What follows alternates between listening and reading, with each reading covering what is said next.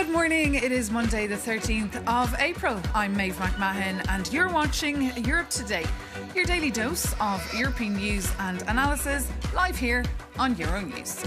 Coming up, historic results in a historic election. After 16 years of conservative, illiberal rule, Hungarian Prime Minister Viktor Orbán's era has come to an end. In an election that saw record voter turnout, Hungarians opted for Péter Magyar and the opposition TISA party. We'll bring you the latest from our correspondents in Budapest. And from Brussels to Madrid, Berlin to Paris, European leaders have welcomed the news, repeating the refrain, Hungary has chosen Europe. Kyiv has also expressed its relief. We'll have the latest from Sharm el-Sheikh, former EU Council President.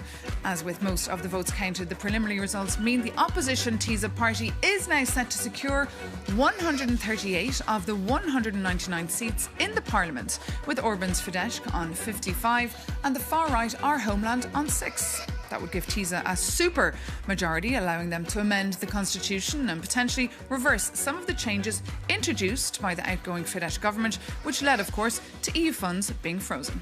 Péter Magyar, the 45-year-old former Orbán ally, is the face of this landslide win and spoke to his supporters in the packed streets of Budapest last night. Take a look. Together, we replaced the Orbán system, and together we liberated Hungary. We took our homeland back. The result marks a major moment in Hungary's history as outgoing Prime Minister Viktor Orbán held a tight grip on power for the past 16 years. For more on the landslide win for the opposition party TISA, a political party that was just set up 2 years ago, we can cross now straight over to Budapest and bring in our EU News editor, Maria Tadeo. Maria, this election is being watched all across the world. Can you just run us through the results? Yes, Maeve, and a historic night in Budapest, but also across Hungary. Péter Magyar obviously winning that election with a landslide, moving forward now to this two-thirds majority, but also putting an end to the 16 years of rule by Viktor Orbán, who pioneered, in so many ways, the concept of the illiberal state, that coming to an end yesterday with a massive shift at the polls. And look, from the early hours of the morning, you could see there was something in the air. It was electrifying.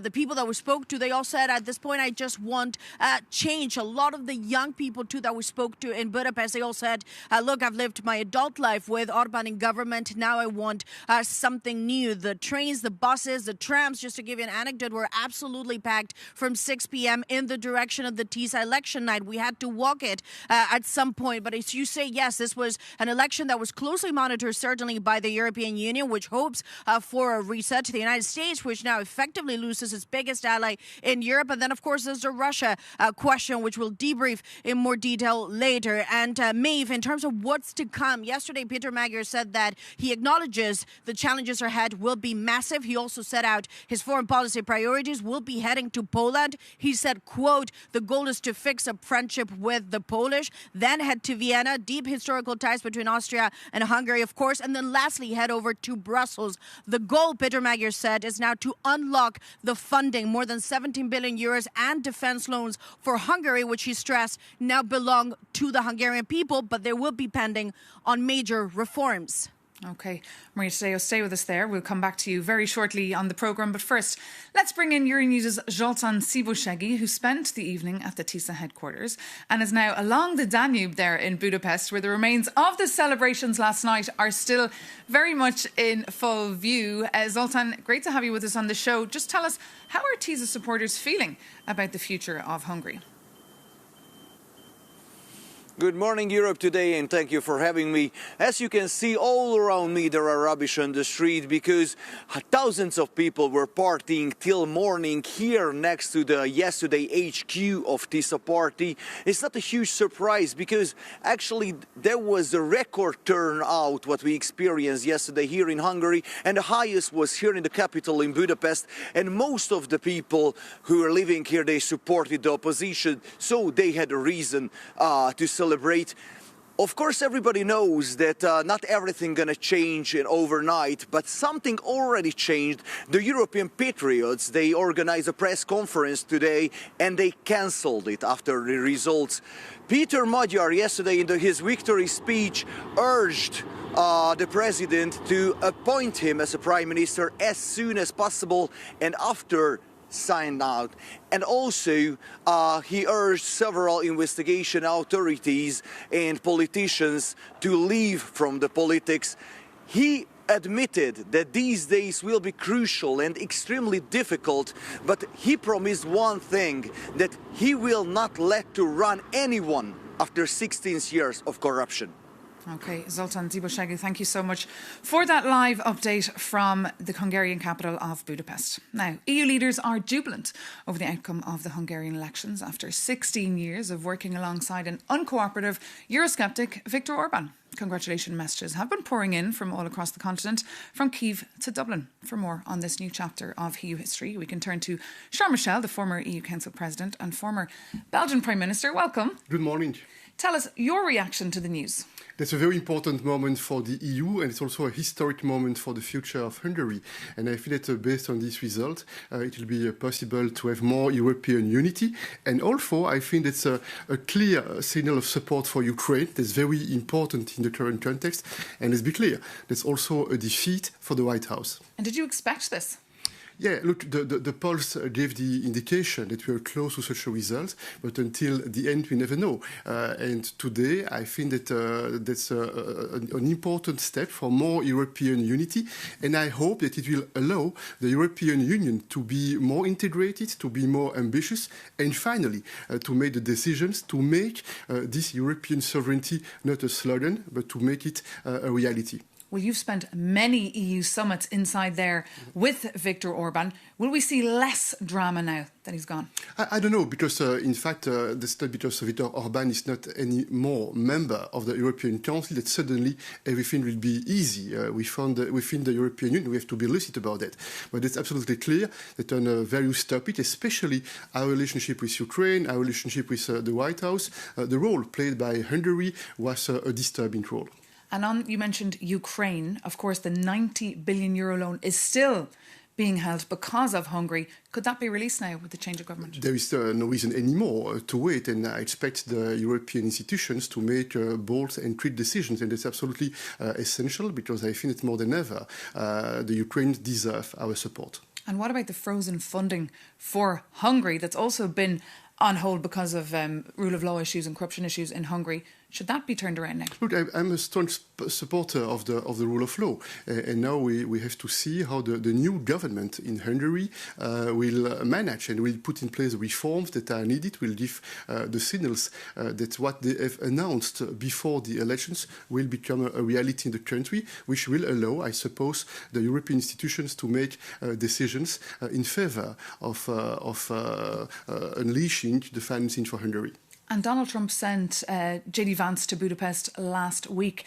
But it seems that the MAGA move is just not so attractive for Europeans. It made me very happy, because it means that the European voters, at least the Hungarian voters, are not intimidated, are not destabilized, even when we see and when we face such a level of political interferences. I don't remember in European history an American president participating in a political meeting through a phone call to express such a level of support. Was that foreign interference?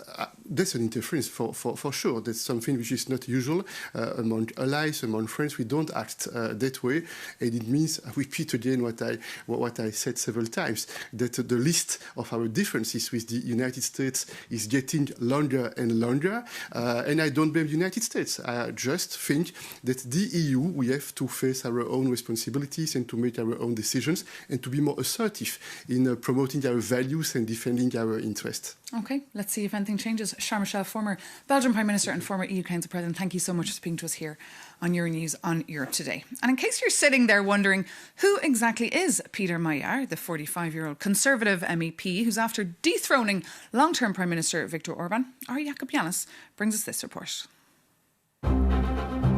Ladies and gentlemen, the fight is over and we have a winner in the Hungarian elections. Seems like now we can all go home. Or can we?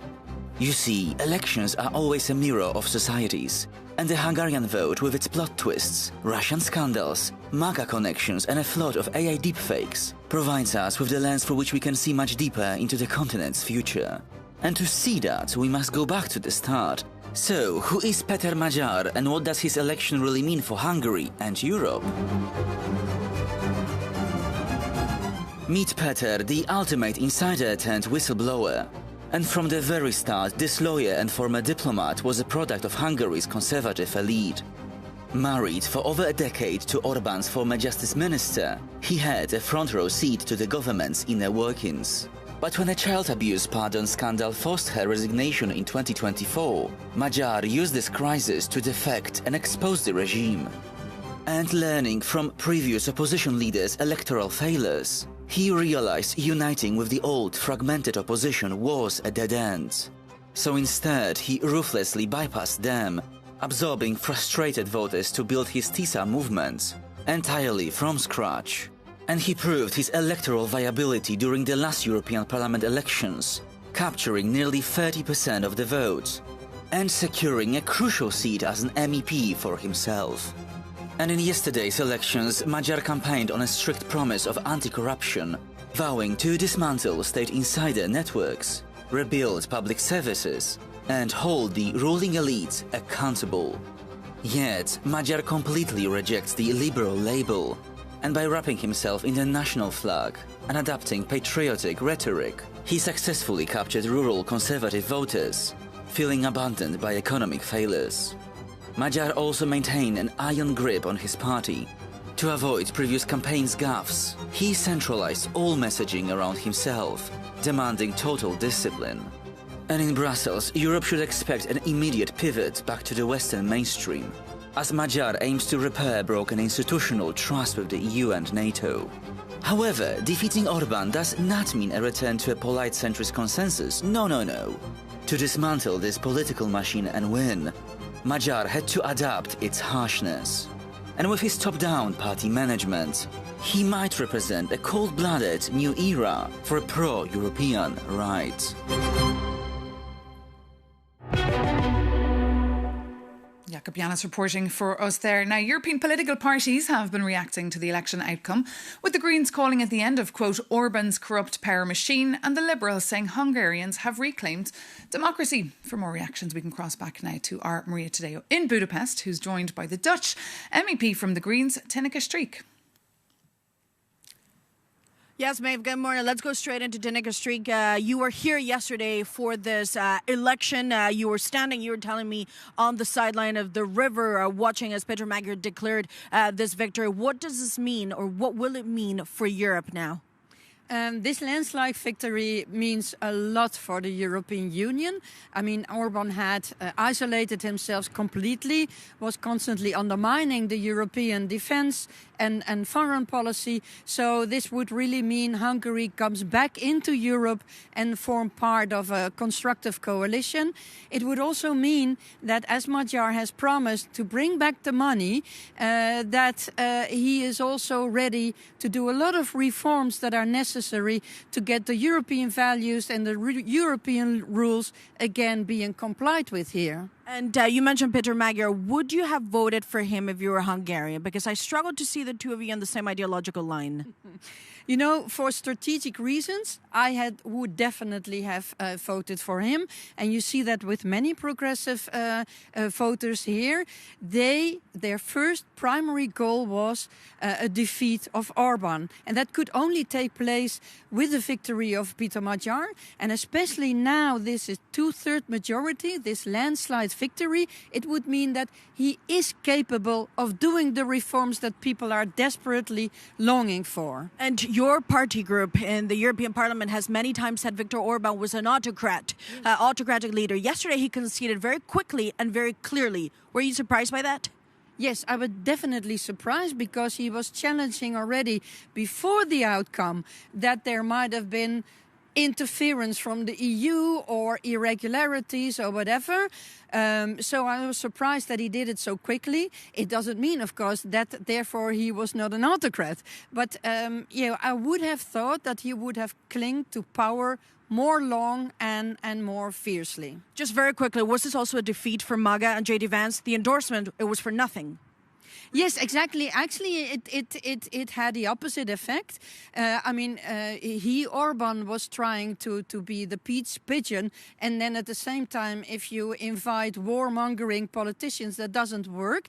And I think Europeans really get fed up with Trump's policies, rhetorics, but also the economic policies that are affecting people here very much. Of course, and that will be interesting to watch. Thank you so much as we continue elections across Europe. Maeve. Okay, Maria Tadeo, thank you so much for that. And of course, to Tinnick Strick, your guest. And now to dive deeper into what the news will mean for Brussels' Budapest ties, I'm joined here in the studio by Euronews' political reporter Jorge Lebrero. Jorge, last night European leaders were very quick to congratulate the TISA party. Tell us more. It was an extraordinary moment, May, for the whole European Union, and I think the reactions from leaders reflected that. I think the most appropriate reaction for us to read would be from Ursula von der Leyen, the President of the European Commission, the person who has featured in Orbán's campaign as an adversary to the whole of Hungary. This is what the President said. Hungary has chosen Europe. Europe has always chosen Hungary. A country reclaims its European path. The Union grows stronger. And I think the second sentence, Europe has always chosen Hungary, is the key here, because she's saying that the door for Hungary was always open. It was Viktor Orbán who decided to shut this door. So what will this all mean now for the relationship going forward? I think the potential is enormous. Yes, the challenges are enormous. I agree with that, but so is the potential, and we really need to underline this. I think 16 years of power, many people in this city don't remember Hungary before Orbán. Hungary and Orbán have become synonymous with each other, impossible to distinguish. So now we can see a different Hungary, a Hungary with a different attitude, a Hungary that wants to be part of the conversation, that wants to be constructive, that is not abusing the veto power just for the sake of it. So just the change of attitude towards the European Union is fundamental here, and the potential, I have to say it again, is enormous right now. Okay, Jorge Lebrero, thank you so much for those insights. And of course, Viktor Orbán's defeat is a huge blow to both Vladimir Putin and Donald Trump, who had supported Viktor Orbán since the start, with, as you heard, the US Vice President J.D. Vance even spending a couple of days in Budapest last week, drumming up support for Viktor Orbán. For more, we can cross back to Budapest, to the beautiful boat on the Danube, where our Maria Tadeo is joined now by the Hungarian MEP András László from the Fidesz party, which were, of course, the losers of the night. Maria? Well, yes, of course, Maeve, and he's not had a good night. Sir, let's go straight into the defeat. It was a clear defeat. Why? What did you get wrong? Well, the voters obviously wanted change. And Prime Minister Orbán was in power for 16 years. We had 4 consecutive electoral victories, which is unprecedented in Hungary. We've had some of these in other countries, but not in Hungary. So this is definitely something which will be in the history books of Hungarian politics. But people may have grown tired. They want change in certain policies. And of course, what we see all across Europe is that there was a cost of living crisis in every country, and those who are in government always have a difficult time when it comes to elections, and this worked against us this time. What about the Russia connection? The tapes came out. Many Hungarians that I spoke with yesterday in the streets, they said that they thought it was a disgrace, the idea of Hungarians working so closely with Russia. What they perceived as now Hungary doing the dirty job of Russia. Is that something that ultimately you paid for yesterday at the ballot box? Well, look, our relations with Russia are pragmatic. We have a dependency. We are a landlocked country. We have a dependency on energy imports. We have only very few pipelines supplying Hungary with natural gas, with crude oil. And obviously, we didn't get we didn't have the kind of possibilities to import from any parts of the world. But when you hear in the metro, and we heard this ourselves, Russians go home, what does that say to you? Well, look, in Hungary, the opposition parties going back decades were always anti-Russia because it's popular to take that position. But the reality is that materially we are in a region between Germany, between Russia, and our dependencies are strong economically. And therefore, any kind of government who is in power in Hungary needs to have a pragmatic relations with Russia. And the reality, however, is that Fidesz was punished heavily at the polls. Was this a punishment for the party or Prime Minister Viktor Orbán? He conceded very quickly, but is this the end now of Viktor Orbán and his political project, this idea of a democracy that is no longer liberal? Well, we have a democracy, period, and I think Hungarians like that. In Hungary, we've had the most corrupt liberal party in the recent What about decades. Viktor Orbán? Is this the end? Is there support for him? Well, I don't think it's the end for Mr. Orbán. We have had a very strong and strong show of solidarity for him last night, despite the election loss. And I think Fidesz is still a very strong party. We scored 38% from government. Of course, this was far short for a victory. But at the same time, I think what was also a historic moment is that all of the former communist parties, the socialist parties are gone from the Hungarian parliament. The Greens are gone from the Hungarian parliament. So this is not only a new government, it's also a new opposition in Hungary. But it did play to the benefit of Péter Magyar, of course, and we will continue our discussions today. Maeve, let's go back to you as we monitor reactions from Budapest.